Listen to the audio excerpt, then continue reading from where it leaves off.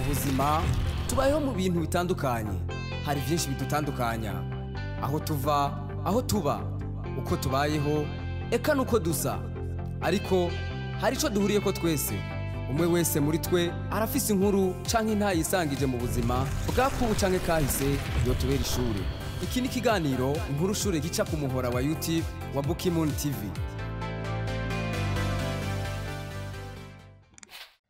Yes, bakunzi ba Bukimoon nirandi pe muta muganga umwategeranirwa umwatamusi megeraniro kiretse yo yigirije Ibali Embesire cameraman inyuma ya kamera. Yes, ndabaramuge cyane gose mumeze neza murakomeye bakunzi ba Bukimoon TV nitwigera tunonwa kiretse yo twigirishije. Mbere uko maze kumenya yuko ngiranje muri university ya Souffrance na maintenance ndavuga ngwe uri kurya mpimba. Yesi mara nkunda kwavuga n'izina kubera ko ndahita mu kwishure university narakorera Musozi. Narakorera Musozi kumva zuko nabona ubwoba bwa Olege, nabona ubwoba bwa Derege bwatumye nkorera Musozi.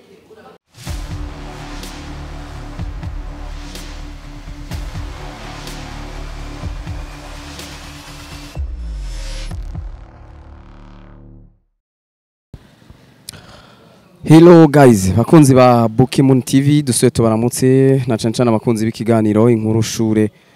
Ni kiganiro mukunda cyane muri no misi muguma mudusaba gutembera abana bariya. Twanabemereye ko turabikora bitewe nabo mwifujije. No bukaba wifuza wo tugutemberera raba hano muri comment wandikemo tubwete nshaka kanaka. No musi yo twatembereye musora adasanzwe azwi hano mu gisagara ca Bujumbura cyane akaba ari mu YouTuber. Bamwe bakunda kwita aba YouTubers numwe mu bantu basa nuko batanguye no mwuga afisa amazina abavyeyi bamuhaye ariko akabazwi ku izina rya Landry Promoter. Reka dutangwe tumuramutse kijana tukuramutse. Yes, ndabaramuge cyane gose mumeze neza murakomeye bakunzi ba Bukimoon TV nitwigera tunonwa kiretse yo twigirishije. Yo mwigirishije ariko je ndakuze nka Landry Promoter. Yego Promoter rero ariko afisa amazina yandi abavyeyi bamuhaye ubundi bitwa gute? Je nkivuka umuvyeyi wanje mama yanyise papa yanyise Iradukunda Landry Pacheri yanyise Iradukunda Pacheri ariko bivanye nuko wasanga nyene kwibinabiriya canke kwahana hariya ugasanga abavyeyi umwana su mama yakunda kumamagara izina rya Landry amaze kumama Landry ariko papa nawe akanyita Pacheri gisigura amahoro mu Kilatini bisigura amahoro mu Kilatini ariko umuvyeyi wanje mama nawe akunda kumwita Landry mamagara Landry we yanyise Landry papa anyita Pacheri. Ama rero kungena yenda kura ndaraba ati mbega ntori ryahe cyangwa ndeki ryahe yose abamazina gwanje hama ndaraba ati Landry Pacheri pe Promoter Landry Promoter mfite cyasanga bigwanye ko no bivanye n'ukuntu nakunda gukora nakunda gupromoting ibintu biriya abana bariya ibintu biriya ibintu bitandukanye cyamhitamo cyasanga amazina yanje biragize. Uno munsi uretse tuvuga na ma AKA yego ubundi ayanditse rero kuri karanga muntu yawe ya ni Pacheri ya Pacheri ijya Landry ntaririko Landry ntaririko kubera ko urazi ko mu papa ro yandikisha umwana ndetse no kwishure ba mamagara Iradukunda Pacheri ariko muri quartier ni Landry Landry canke Pacheri bivana n'ibikoroheye tu ibikoroheye byose je nditaba nyise umutana ariko kanyita muganga fresh nta kibazo. Landry ubundi canke Pacheri wavukiye he n'umwana wana mu gisagara ca Bujumbura ca ya Landry n'umwana wo mu gisagara navukiye muri Rohero niyo navukiye ariko navukiye muri Rohero ariko tuba mu Gatumba hama nkurira mu Kamenge wavukiye muri Rohero muba mu Gatumba twa mu Gatumba umuvyeyi afatwa n'ibiso nkuko bagiye barabimbwira babigusigurira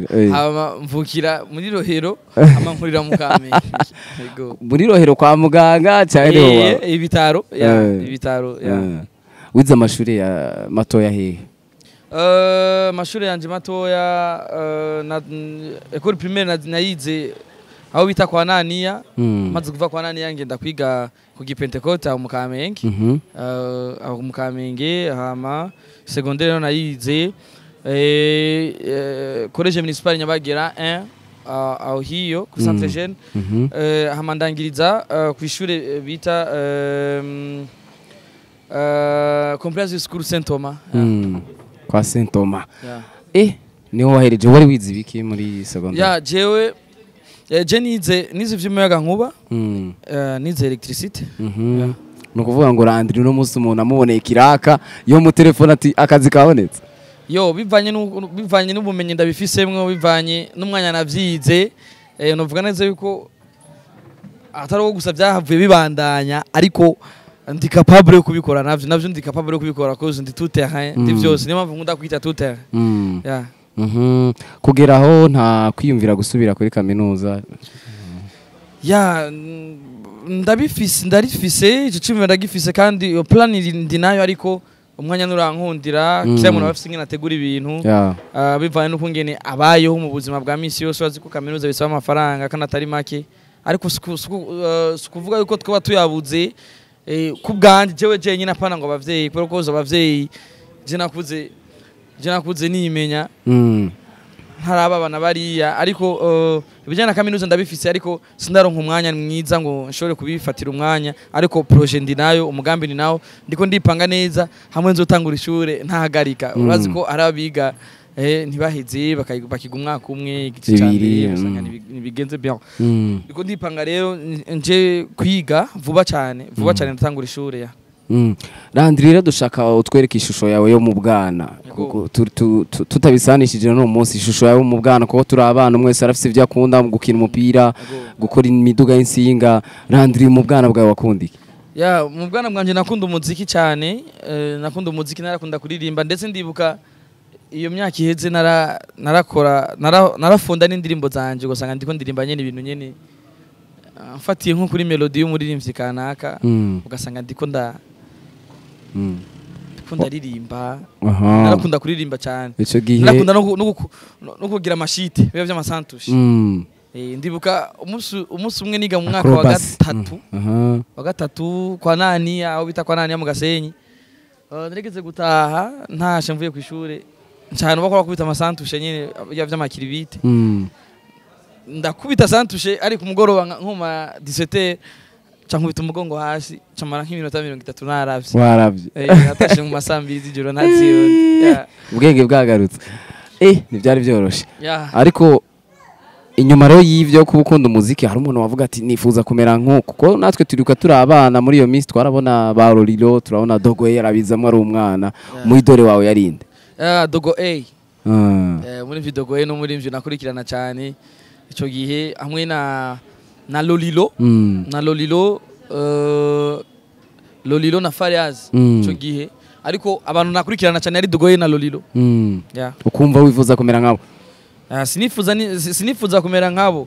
ahubwo narasubiramwe indirimbo zabo cyane ahubwo jewe ico nifuza kuzoba muri kazo cyane ico nifuza kuzomera muri iyo myaka ndibuka ibintu byo kuririmba sinabishira imbere cyane cyane kwifuza kubana naka sinabishira imbere cyane ahubwo narifuza kuzoba umutunzi umuntu nyene afite ubuzima bworoshe sinifuza kuba nk'umuririmbyi narabikunda ariko je ubuzima bwanje nifuza kuzoba umutunzi umuntu nyene afite ubuzima bworoshe umuntu yicara mu biro yicara nyene ubuzima nyene bworoshe vyuko nyene uvuze ivyo nyene niyo turi no abana tuba dufise indoto tuvuga ati niye ntakura nzoba muganga abandi nzobiki ico gihe wari ufise iyihe rêve canke indoto ya ico gihe ndibuka nari mfise indoto yo kuzomesha amakuru kubera ko nari mfise abamesha amakuru nakunda cyane kandi nakunda gukurikirana ndavuga nka DJ Rwafa kuri Salama na Elvis Elvis iradukunda nakunda kubona kuri Salama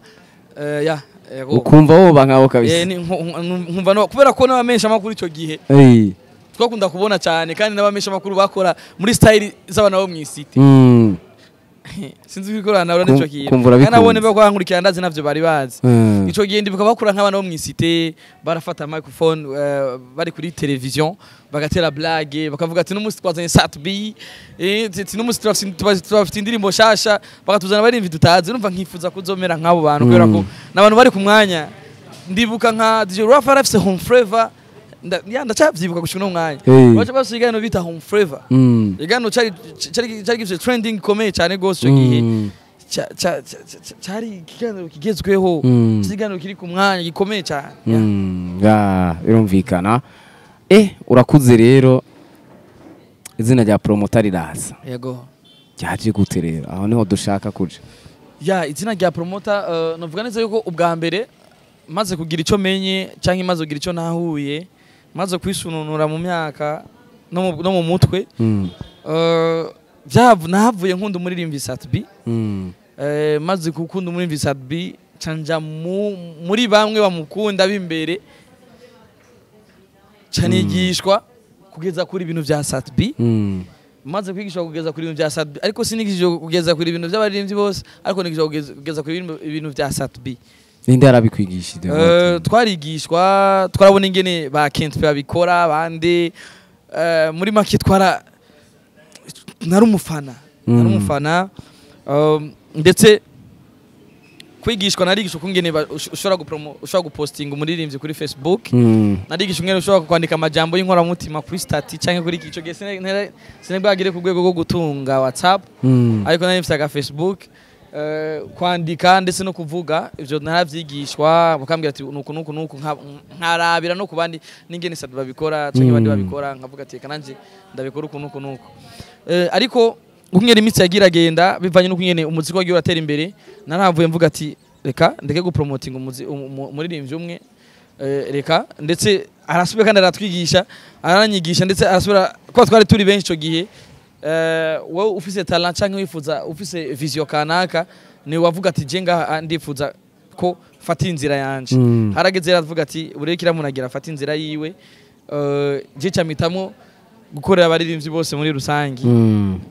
camitamo mu promoter w'abaririmbyi promoter w'umuziki ndundi promoter w'ubuzima bwa misi yose dukunze gucamwo tubwa abajene canke abantu benshi batacanke mu ngo mu mibano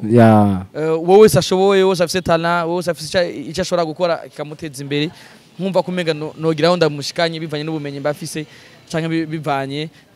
n'inzira ndabicishamwe ndavuga ati reka rero ngaha reka mfate ino nzira ni benshi twari turi kumwe muri iyo myaka uno munsi barahandi hantu ntarinze kuvuga izina ariko benshi bunamesha makuru batandukanye ku radio ku mateleviziyo atandukanye ico gihe twari turi kumwe kira muntu yafashe inzira yiwe ariho nababihevye ariho nabapfuye ariko tukiraho nyene ko wumva ari we yari yabigishije umuntu abikorera kuri we birumvikana arimo ku branding inzina ryiwe ntivyabateranije mu nyuma avuga ati narabigishije mwaciye muja mu bandi aho kuguma kuri jewe icame na mbere kwanza reka wanshimira abarimvyi b'u Burundi kubera ko baradutahuye kubera ko sinigeze ndabihora canke ngende mbere nk'aba bandi ngo mbere nk'abantu bahora ibintu nkuko niko ndabiba yagira Satbi uwo mutima ntigeze ntabwo yigeze awugira kubera ko nawe niwe yatubwiye ati rero harageze mwakuze kubera ko ni nka kujya kuntu ushobora gufana umuntu ukiri umwana utazi ati Facebook ni giki ati nk'umuntu we yakubwiye ati Facebook ikora uko ari mu bantu bakwigishije ukoresha telefone imbuga ngurukana bumenyi ndibuka ni byinshi cyane nibuka cyane kubera ko twarabona ukungene ba postinga ushaka uzona birabe Satbi n'umuntu akunze gukoresha urubuga rwa Facebook cyane yaratubwiye tubure hageze mu mwacagura harageze murakuze nimugende musohoke nimugende murakuze kira muntu acagura icyo ashaka icyo agomba kuzoba abandi bararongora abandi mwese afata inzira nta kibazo na kimwe bigeze bimutera kubera ko wari umwanya wacu dukuze twarahisemwo twari kuhitamo kubera ko nawe ndazi wakuze ufise umuntu ufana ufise umuntu ufana wakuze ufise umuntu uvuga neza ko wamana cyane ariko no munsi mutakiri kumwe no munsi ngira mutanabona namubona harimwe mu mwaka ubuzima nuko ni nkuko sinari mfise umwanya munini cyane kandi n'umwanya nari mfise wacana ariko nari umufana ariko mpitamo gukorera umuziki n'undi muri rusange umuziki w'u Burundi muri rusange nta kibazo bigeze bimutera ka promoter ne wakishiriye ko canke n'abantu bakakwise je n'abantu bakanyise bivanye n'ibikorwa nkora bivanye n'ivyo nkora ndibuka nitwa Landry Sat nirya mbere ndakivuze Mm. bampamagara Landry Sat umva Landry Satura Ya. tumaze gufata inzira tumaze guhitamwo ivyo tugiye gukora twese vya Sat vyarahavuye birahinduka camba Landry promoter kubera ko nangiye gupromotinga wose ashoboye wose afise icyo ashoboye cyangwa wose afise ico kintu gituma aba okipa umunsi wose canke amezi yose canke imyaka yose ariko ikimugaburira kandi nkaba mbona kumenga ndafise ububasha bwo kugeza ikintu ahantu kanaka Sat kareza karavako haiza haraja ko promote ya kandi wibuka neza ko izina ryanje Paceri bitanguzwa na pe umva biranajanye okay aho rero niho umuntu aza kwibaza ico gihe ubikora wabona nivyo harimo kubikora ubikunze kupromotinga umuntu ari talented ariko nawe hari ikintu bita counterpart ibigaruka wabona ari ibintu uvuga ati ibintu ndabirimo kandi nanje ndabona ko ninjiza ya brother Billy nkitangura no mwuga kubera ko je kuva kera nakwe kunifuza kumensha makuru nkitangura narahuye n'ibibazo vyinshi ndahura n'abansi benshi bangwanya ndahura n'ibibazo ariko ndakubwije ukuri muri jewe sinabona yuko shobora kuzotera intambwe bivanye n'ibintu nabona imbere yanje ariko nari mfise abahanuzi beza bambwira ati kora pambana gira ukuntu nuku uzoshika izo nguvu nenda zifise kandi maze gushiramo izo nguvu ngo izo nguvu naciye ntangura kubona iterambere imbere yanje